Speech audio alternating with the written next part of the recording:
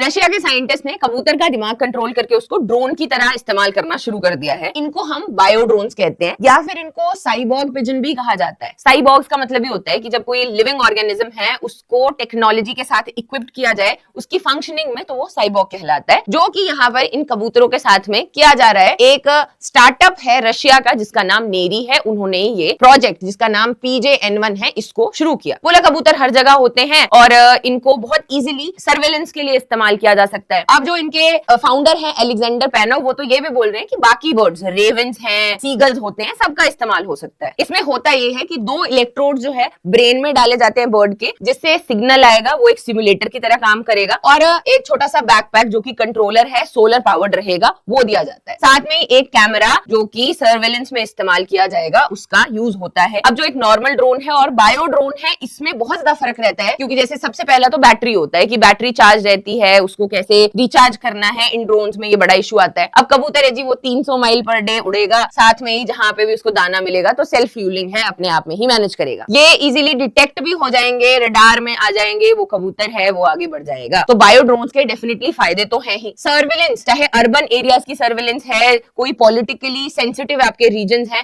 वहां पर बहुत इजीली ये जा सकता है। बायो वॉरफेयर का भी पोटेंशियल रखता है, कोई बीमारी किसी दूसरे देश में भेजनी हो तो वो वाले इश्यूज भी इसमें आते हैं। अब जो फाउंडर है वो ये भी बोल रहे हैं कि अलग अलग जगह अलग अलग बर्ड्स यूज कर सकते हैं, कि रेवेंस जो है उनको कोस्टल एरिया में, या सीगल्स हो गए उनको कोस्टल एरियाज में इस्तेमाल किया जा सकता है। अगर बड़े सी एरियाज को मॉनिटर करना है तो एल्बैट्रॉस का भी इस्तेमाल वहां पर किया जा सकता है। अभी तक तो सही था, लेकिन फिर ये आगे बढ़े और बोले अभी हम होमो सेपियंस है, बोला आगे वाले जो है वो बनेंगे होमो सुपीरियर या फिर होमो परफेक्टस, तो ये भी हमने बनाने हैं। तो यहाँ पे थोड़ा सा डर जो है वो माहौल बनेगा। लेकिन अगर हम साइबॉर्ग्स की भी बात करें तो ऐसा नहीं है कि टेक्नोलॉजी में इनका इस्तेमाल पहली बार हुआ है, पहले भी होता रहा है और आगे भी, स्पेशली डिफेंस में इसका इस्तेमाल करते हैं। जैसे कि जर्मनी है या USA है, वहां पे बहुत सारे इंसेक्ट्स जो हैं उनको इस तरीके से टेक्नोलॉजी का इस्तेमाल किया जाता है। कॉकरोचेस, जिनको रोच या फिर रोबोरोचेस कहा जा रहा था, वो यहाँ पर है। आपको याद है कि 26/11 का बड़ा ब्लास्ट जो है वो मुंबई में हुआ था, उस दौरान जो है रैट्स को इस्तेमाल किया गया था, जिनके ब्रेन इम्प्लांट में वही इलेक्ट्रोड्स लगाए गए हैं। तो DRDO के द्वारा ये यहाँ पर इनको बनाया गया है। फिर मरीन जो माइन डिटेक्शन होती है, वहां पे डॉल्फिन का इस्तेमाल भी